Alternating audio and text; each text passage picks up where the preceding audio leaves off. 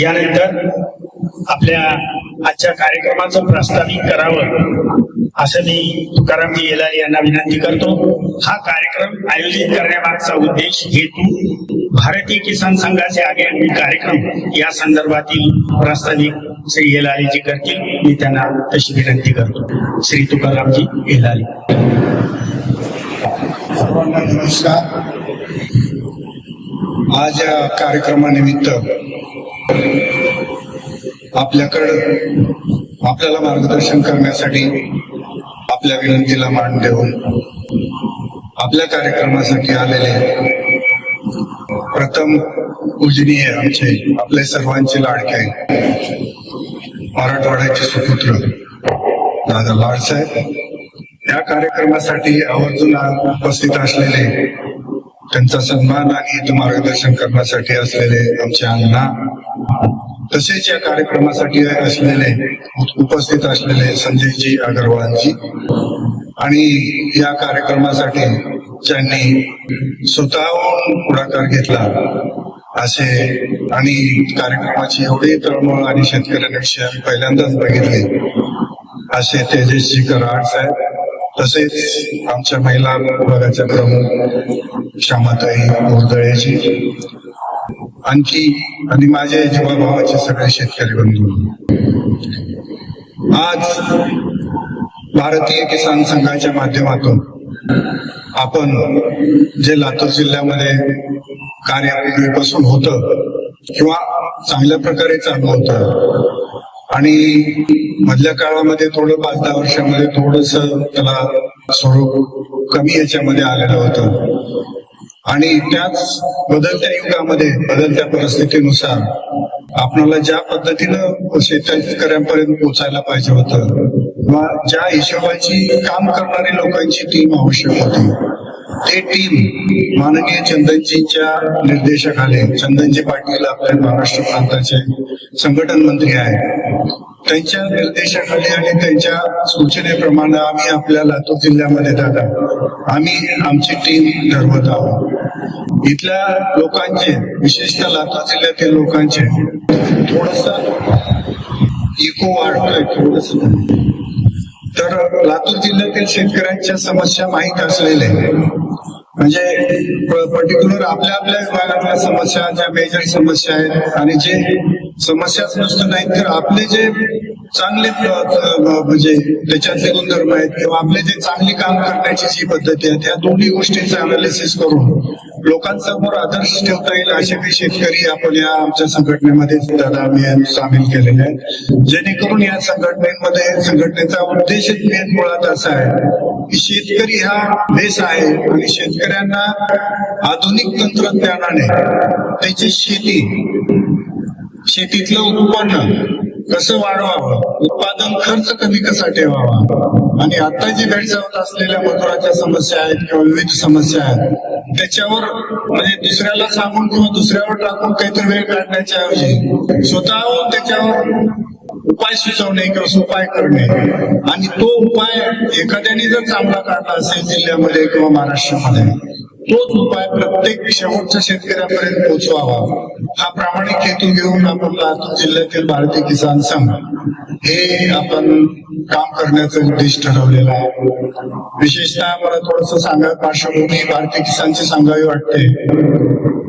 अशाच विस्कटलेल्या स्वरूपामध्ये पूर्वी ज्या वेळेस 1970 ते 80च्या दरम्यान शेतकऱ्यांची जी कुचंबना होत होती, कुठेही त्याचे प्रश्न मांडायला कुठे आपल्याला म्हणजे जागा नव्हती किंवा त्याचे कुठले गोष्ट कुणी ऐकायला तयार नव्हतं, दरम्यानच्या काळामध्ये दत्तोपंतजी ठेंगडी यांनी शेतकऱ्यांसाठी एक फार मोठं संघटन उभा केलं आणि त्या संघटनामध्ये सुरुवातीला फार कमी लोकांमध्ये राजस्थानमध्ये रिस्पॉन्स होता, पण त्यांनी हळूहळू शेतकऱ्यांच्या समस्या जसं भारतीय किसान संघाच्या माध्यमातून सुटता येते लोकांना जसं माहीत झालं तसं या संघटनेला पूर्ण भारतभर लोक जोडत गेले।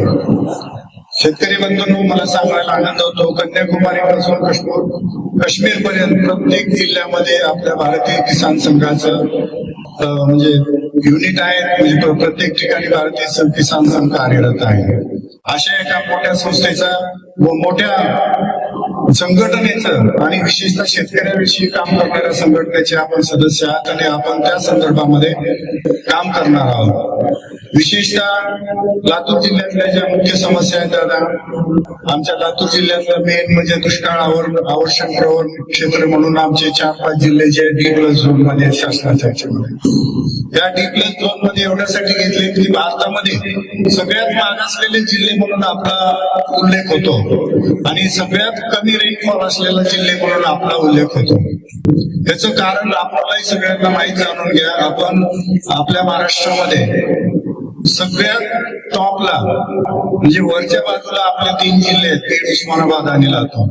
जर ह्या सरफेसून आपण तुळजापूरच्या खाली गेलो की परत वर येत नाही, सपाट जमीन लागते. बीडच्या खाली गेलो की परत वर येत नाही, नांदेडकर तिकडे एकदा खाली गेलो की परत वर येत नाही.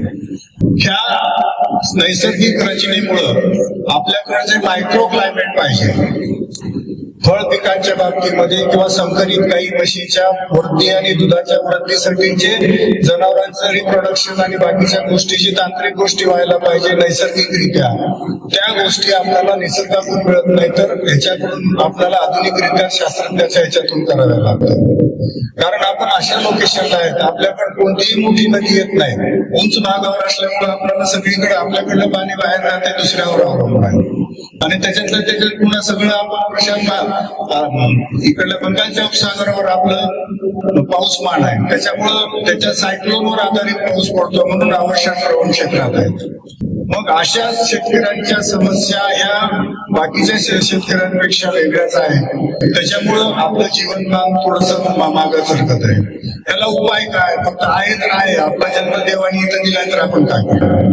मग याच्या पुढे जर जाऊन याच्यावर मात करायची तर त्याच्यासाठी जी आपल्याला पीक पद्धती बदलणे, त्याच पीक पद्धतीमध्ये मॅक्झिमम मेकनायझेशन म्हणजे यांत्रिकीकरणाचा मॅक्झिमम उपयोग करणे, त्याच्या पलीकडे जाऊन समस्या जी आहे रोजगाराची त्याच्यावर सामूहिक शेती किंवा सामूहिक त्याच्यामध्ये झाले.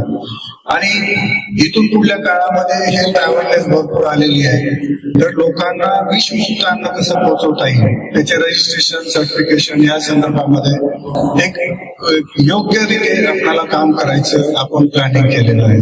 आणि ह्याच सगळ्या त्याच्यामध्ये आपल्या सगळ्यांचा सहभाग राहावा. काय करणार आहेत आपण, करायचे काय. आणि विशेष म्हणजे आम्ही दादांच्या हस्ते किंवा दादांच्या प्रेरणेने आम्ही एक असं ठरवलं, आम्ही प्रत्येक ठिकाणी जे शेतकरी दरवर्षी मागल्या 3 वर्षापासून कमीत कमी एकरी 2 लाख रुपये जे शेतातून कमवत आहे अशा शेतकऱ्यांचा मान सन्मान आम्ही आमच्या व्यासपीठावर इथून पुढे करण्याचं ठरवलं. त्याचा उद्देश असा आहे, त्यांनी जे आपल्या भागामध्ये आपली टेक्नॉलॉजी वापरली, आपली एफिशियन्सी वापरली, आपलं मार्केटिंगचं तंत्रज्ञान वापरलं, वेगवेगळ्या पिकांचा अभ्यास केला, मार्केटिंगचा अभ्यास केला, ते प्लांटेशन केलं, स्वतः मेहनत करून आज मार्केटमध्ये म्हणजे चांगल्या प्रकारे पैसे कमवून सन्मानानं जगतात. त्यांच्याच पाठीमागं बाकीच्या शेतकऱ्यांनी थोडस त्यांच्या बाजूलाच आहे. आपण काही बाहेरच्या जिल्ह्यातल्या बाहेरच्या तालुक्याचे आणले नाही, आपल्याच बाजूच्या शेतामध्ये आपल्याच गावातले किंवा आपल्या तालुक्यातले शेतकरी आहेत. आज तर मी फक्त इथं आपल्या भाजीपाला आणि बाकीच्या ह्याच्यामध्ये काम करणारे शेतकरी आणि ऊसामध्ये काम करणारे बोलवले. उद्याच्या किल्लारीच्या ह्याच्यामध्ये तर तुम्हाला आपल्या जिल्ह्यातला शेतकरी एकरी 12 लाख रुपयापासून ते 24 लाख रुपये पण शेतीतून अकाउंटला पैसे आणणारे शेतकरी आहेत. अशाही शेतकऱ्यांच्या मुलाखतीतून पुढे आम्ही करून घेणार.